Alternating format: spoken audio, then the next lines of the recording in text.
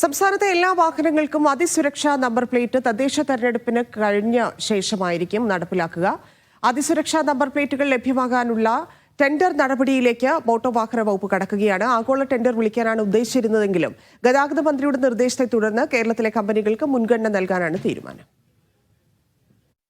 2019 April 1 ശേഷം register ചെയ്ത എല്ലാ വാഹനങ്ങൾക്കും ഈ കാണുന്ന ഹോളോഗ്രാം മുദ്രയൊക്കെയുള്ള അതിസുരക്ഷാ നമ്പർ പ്ലേറ്റ് ഏർപ്പെടുത്തിയിട്ടുണ്ട്.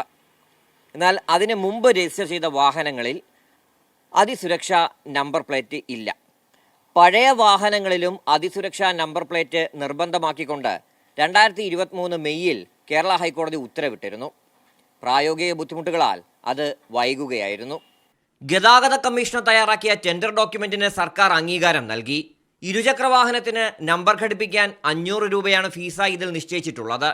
മുച്ചക്ര വാഹനങ്ങൾക്ക് 600, 4 ചക്ര വാഹനങ്ങൾക്കും ഹെവി വാഹനങ്ങൾക്കും 1000 രൂപയുമാണ് ഫീസ്. കേരളത്തിൽ ഉൽപ്പാദനം നടത്തുന്നതും ഓട്ടോമൊബൈൽ രംഗത്ത് 25 വർഷത്തെ പരിചയവും ഓർഡർ ലഭിച്ച് 24 മണിക്കൂറിനകം നമ്പർ പ്ലേറ്റുകൾ ഘടിപ്പിക്കാൻ പ്രാപ്തരായവർക്കും മുൻഗണന നൽകുന്ന വിധത്തിലാണ് ടെൻഡർ ഡോക്യുമെന്റ്. അതിനാൽ സമയബന്ധിതമായി അതിസുരക്ഷാ നമ്പർ പ്ലേറ്റ് ഘടിപ്പിക്കാനാവുമെന്നാണ് MVDയുടെ പ്രതീക്ഷ. വാഹനം ഉപയോഗിച്ചുള്ള കുറ്റകൃത്യം തടയാനും സുരക്ഷയ്ക്കുമായിട്ടാണ് അതിസുരക്ഷാ നമ്പർ പ്ലേറ്റ് കേന്ദ്ര റോഡ് ഗതാഗത മന്ത്രാലയം കൊണ്ടുവന്നത്. RB Sanu, media 1, Thiruvananthapuram.